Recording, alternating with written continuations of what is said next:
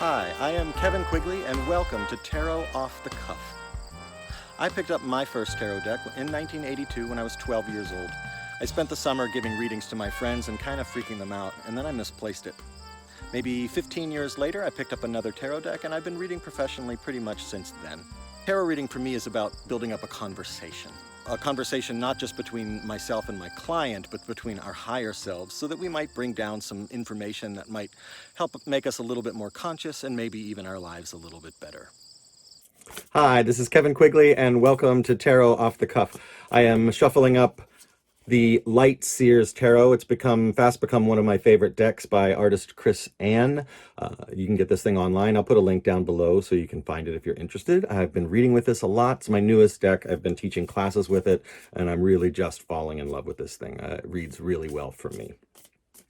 So while I get this thing shuffled, I've got a jumper. So let me pick that thing up. Now, when a jumper, for me, one of the ways I use it, lots of tarot readers put it right on the table. Some tarot readers will just shuffle them back in, pretend like they didn't happen. That's fine too. I like to actually put it face down on the table, and then if we remember it, or if there's a point in the reading where it's like, oh, we should check out that card, we'll take a look at it. Or maybe it will put like a little umbrella or rainbow sort of over the whole reading as we finish. So, okay, so I'm going to take a second with the shuffled deck just to sort of calm myself here. And I'm going to pull the top card right off. All right, here it is. I've got the King of Swords. So while in the back of my mind I'm coming up with the topic that I want to talk about today, let's one of the things that I do with the court cards in particular, just in my own technique, is quite a while ago, I would even say when I was reading with them, I came across so many different ways to read with the court cards that I chose to limit things for myself just to make it easier. So when I pull a court card, I've decided, and I've stuck with this for almost 30 years at this point, that court cards are always about the person I'm reading for. I don't apply them to other people. Now, like 1 in 100 times, 1-2% of the time, it does feel like it seems clear that that particular court card is about somebody else, and I'll stretch in that case, and then I'll go back to a different technique of reading. But 99% of the time, I talk about the person that I'm reading for. So in that case, this King of Swords leads me to the idea or the subject of clarity. Being clear with your thought and with your speech. And in particular, I'm even going to mention a few things that I've observed in other readers that if I'm ever invited in to coach, which does happen sometimes, these are things I look out for so that I can make sure people aren't falling into these particular traps. Tarot readers, as most of you know, are people that love to talk. Right? So we've accepted a vocation or an avocation, depending on how intensely you do your work, where we spend a lot of time talking. And I find that tarot readers oftentimes just go, go, go, go, go, go, go, go, go, as soon as they start seeing cards on the table. They love the cards, they love the images, and they love the conversation, right? Now, it doesn't mean that we don't make room for the other people to talk, but sometimes, boy, do we dominate the speech. And in a reading, that's not always so great. And in addition, is they don't necessarily make space for the quieter voices to come through. So I've got a lot of Taoism in my practice. And one of the pieces of the Taoism that I've come across that I hold on to and I really adore is this idea that the voice of higher wisdom, of higher guidance, really only comes through in whispers. It comes through very quietly. So if you're not quiet yourself, having gone through a meditation or whatnot to get your inner listening ear ready to become a channel, you miss a lot of the best stuff. So the two things that I'll say with that King of Swords as a tarot reader of sort of how to adopt it is make sure that you're adopting right speech, that you're not talking too quickly, you're not dominating the conversation so much, and that you're leaving gaps for things to come through, things to bubble up, and as a matter of fact, for the people that are listening to you to metabolize it, to really let it get in there, right?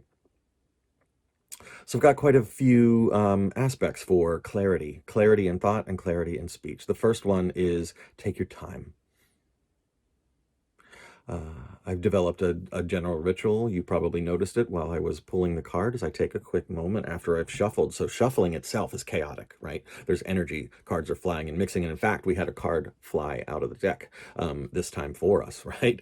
So after the chaos, I like to let things settle a bit. So I take just a second. It really only needs a breath or three for things to calm down for myself. Now, if I've got a client that's particularly agitated, this is vital. And sometimes I'll even let those 3 breaths turn into 30 seconds. And in rare cases, I'll even turn it into like a short guided meditation for them to help their heart rate slow, to help their skin tone relax and all of that, so that some of those tensions can go away, so that they are also in a state to hear, not just hear me, but hear their own higher guidance. So slowing down, modulating your speech, not responding to instant inspiration all the time. One of the things I just wrote about this morning, just on social media, was this idea of that I give to students when I'm teaching art classes, design students, elementary school, it doesn't matter, of your first idea is almost never your best idea. So when you're looking at your cards on the table, rather than just, oh, card, there it is, and talk, I like to notice, listen, and then begin, right? And on occasion, I'll look at a card, or because I'm taking that time, sometimes you'll notice your client has a particular reaction to a card, right? This could be like a positive stress reducing one where they see the card and, oh, that was a nice image to see. And you can sometimes be really direct, like, oh, what did you see? I just noticed you relaxed a little bit, or you exhaled. What about this card soothes you or is pleasing, right? Or sometimes they get tense, right? If especially if an image comes down. In this particular deck, the 3 of Swords oftentimes gets a rather intense reaction. The level of grief and angst in that 3 in the Light Seer's Tarot 3 is big. It's a big deal. And if that's the case, then sometimes I'll wait. And sometimes I'll even say, oh, take a look at the card. Let me grab a different card, not the one that flipped out and not the King of Swords. I'm taking another one here. Okay, so I've got the Empress, right? So we've got a woman with a big pregnant belly, but rather than a child, a human fetus in there, we've got the entire earth. So you can imagine there might be some people you're reading for where this would be a stress-inducing image. Let's say that they're in a relationship where there's an argument or disparity about whether or not they should have kids. I've done readings for that particular situation several times, more than once in the past 10 or so years.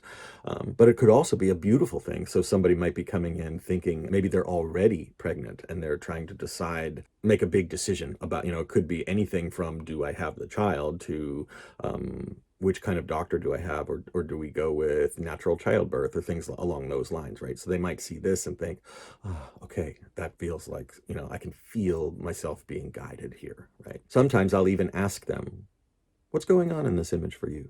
Tell me a story, whether it's positive or negative, right? And then I sit back and let them pick up the card and take a look at it, and then they get to decide what they see, or maybe not even decide. Sometimes people are deciding, and sometimes they are just involved in the storytelling, right? And those are almost always really useful practices to do. So take your time, slow down. Taking your time also makes sure that you're heard, right? So if you've said something rather savory or complex, that might take a little bit of time for somebody to listen to it. Those statements I'll let sit. Just like that, right? And sometimes that lets enough time for them to really figure it out. What does it mean to them? How does it work? And it may even allow them the moment they need to ask a question. Could you say that again in another way, right? I'll hear that from clients fairly frequently. Another one for clarity of speech is ask if they understand what you're saying. I love reading with very little information. Usually I'll let my client know, don't tell me your whole life story. Don't even tell me much about the situation. Maybe before we get started, if you can give me 1 or 2 words that gets me in the neighborhood, so I'm choosing vocabulary that's going to make sense to you. I don't need to know what we're talking about at all. So like if you might want to say, oh, it's a work situation. Boom, perfect. That's all I need to know. Or it's something to do with family. Great. There we go. Good. That gets me in the ballpark. And then when I'm talking, I'll say, I'm gonna, you know what? I'm gonna grab another card. Let's see what's here. Okay, so I just drew the 9 of Pentacles. Now, depending on the situation, 9 of Pentacles, of course, can mean lots of different things. But right here, I'm thinking the intuition may just come into my head like, oh, tell me if this makes sense. You're starting a new business venture, or if it's not a new business venture, you've got a project that you've just really launched, or that it has just or you're able to pick the fruit off the tree. Like you've been working at it for a while, and now it's ripe and it's time, and you're feeling capable and accomplished and real with it, right? Does that make sense to you? And just by asking that question, that makes sure that they are really listening. They're metabolizing what I've said, they understand it, and then they get to respond. And I would go so far as to say, I would say as my intuition develops over the years, it it happens less frequently, but it still does happen more than I guess most people would expect, that somebody says, yeah, I'm not so sure. That doesn't feel exactly right. And then I move in another direction with that 9. Let's see. Okay, so there might be some other interpretations, right? Let's go there. But that little gap of, here's what I'm seeing or feeling coming out of this 9. How's it feel to you? Does it feel true? Does it feel right? And then they get to take a minute and respond, right? So it slows the pace of the conversation down. It lets them know that they're expected to be our participant in the reading rather than just a passive receiver. I like things to go back and forth as we talk, right? And then of course I let them know as well, if there's a point where you want some more specific information, of course you can give me some specific information about what's going on in your life. You don't need to keep things secret, and I don't talk about my readings with anyone else, so you're safe that way, right? So that's the way I work with there. And then in terms of taking time, and there may even be times when, for myself, I will slow down just so I can make sure that I'm hearing those quiet voices that I need to. Another is that I ask them questions quite directly. So I gave you one example where I would lay out a possible card meaning, and then I'd ask, how does that feel? Do you understand what I'm asking or what I'm saying? And then does it feel true? Sometimes I'll even just ask them questions so that they participate in the reading. So there may be a moment where we're stuck on, okay, so we've got a situation, we're here in this position, and then we want to figure out how to get here.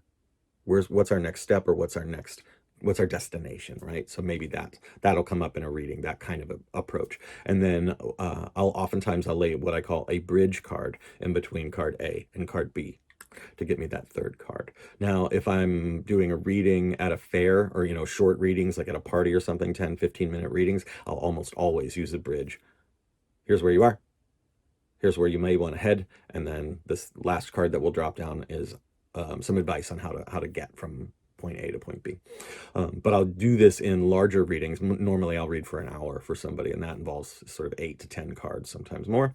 Clarifying card will drop down, and then we'll ask, how are we going to get there? And a technique that I'll use for that moment quite often is I'll keep the card hidden, right? So we don't see it, but I've drawn it and it's ready to go on the table. And I'll say, I'm going to flip this card over quickly. You're going to look at it and tell me the first symbol, the first sort of image on the card that feels significant to you. So I'm going to grab this, and we'll actually do it right now. Boom, there it is. I'm going to turn it upside down, because when I do bridge cards, they're always horizontal, so that I never read them as reversed. And then for me, what I'm doing right now is I'm recording on my phone, and I'm looking to my phone. So the thing that jumps out to me is the twigs coming out of the front of her sort of bonnet there, and they look like antlers of some kind, right? Now we've got a symbol, and we're going to talk about antlers. What are antlers? Antlers are a grandiose way to declare yourself to the world, to show yourself to the world. Notice I'm not talking about what the card was, just this symbol for the moment. Antlers are a defensive mechanism for many creatures. You know, we've got rams and deers that will, when they're looking for mates and whatnot, they will fight with their antlers. Antlers are disposable. Lots of species actually lose their antlers each year and grow them back, right? So we can talk about all of those sorts of things, about how you feel. How do you feel you're being seen? Are you, do you feel important? Antlers are also related to crowns, right? And in this card, they're being worn by a human in some way, and they might not even be antlers. I haven't looked at the card super directly. Yeah, they're sticks, right? That are sort of mimicking antlers. So she's sort of wearing headgear that feels crown-like, queen-like, and it is a queen, of course. So we can jump right with that, and then we're going with the symbol that they noticed that was most important, and they can do quite a bit of the interpretation there. Oftentimes I will use this technique and someone will say, oh, I know exactly what that means. And then I might respond with, can you tell me, or would you like to talk about it? Sometimes they're like, nope, totally get it. But more often than not, people are like, okay, so here's what that bird in the sky that I saw first means. And then if it's necessary, if we care about it, if we want to, we can then actually go into the card itself and talk about what it means, like what that card is, and then apply it to the situation. So I'm not ruling that out, but it is a really nice technique to both slow the conversation down and engage the person you're talking to. So, and in doing this allows you to make sure that you're straying away from superfluous details or things that don't matter. I'll give you one more detail because I notice we're about at time, is repetition. Anytime I get to a point that I know is important, I'll say it more than once, and sometimes exactly the same way. And I'll make a bit of music out of my voice. So I just remembered we had the jumper. So let's take a look at that card. And let's maybe even use that for this talk to sort of sum up and denote this talk, right? So especially at the end of a reading, I'll go back through all of my points, like here's piece of advice A, piece of advice B, piece of advice C. And the music of that, like if, let's just say, for example, okay, so this Three of Cups. That's the card that jumped out of the deck. We've got it looks like the Big Dipper up there, and then the three women that are typically found on a Three of Cups. Usually it's a celebratory thing. Some threes, they're even dancing. One image that jumps into my brain with this is from the Osho Zen Tarot, where the women are dancing in the rain. And in this case, they're sort of being together. Do they feel like they're dancing? Yeah, they could be, you know, like a sort of a country or English country dance or a contra dance where they're out under the stars. But they're linked together, they're in community with each other. They might be walking forward rather than just dancing or moving. But this idea that reading tarot is a dance. Reading tarot is a dance. So reading tarot is a dance that we do with a partner almost always. So just a quick interjection. You notice that I said that 3 times and almost exactly the same way, because that then gives a little melody. Can you repeat it right now just for yourself? Reading tarot is a dance, right? You might remember that. So that helps people remember and key in to the song of the important moments. But to get back to the actual card, the Three of Cups, to help us end our reading that was about clarity of speech, inspired by the King of Swords. 2 interesting cards to have together, right? Clarity of speech, but movement and play and a joyful heart. The dance, reading tarot, is a dance where you're going back and forth with your client, where they feel that they're empowered, they feel they have agency in the reading. I love when my readings move very deeply in the direction of that. We work together and we find our solutions together rather than me just, you know, speaking through channeled wisdom from some pulpit, right? That's not the way I like to read, and the clients I draw to me and that come back to me really do appreciate that. Okay, so my name is Kevin Quigley. We were doing a tarot off the cuff inspired by the King of Swords with the Light Seers Tarot by Chris Ann. And we will see you back next time. Thanks so much. Bye-bye. Hi, thanks for watching. This is Kevin Quigley with Tarot Off the Cuff. If you can take a second, click the subscribe button down below. That'll let you know when a new video is posted and you might want to jump over and watch it. If you hit the thumbs up for the videos that you really like, that will help spread the word so new people will find Tarot Off the Cuff in their feed, and that helps the channel grow. That would be great. And if you got a question or a comment, positive or negative, whether you agree or disagree, or if you want to add information or your own take on a particular card or a particular topic, put a comment down below. We would love to hear from you. Thanks so much.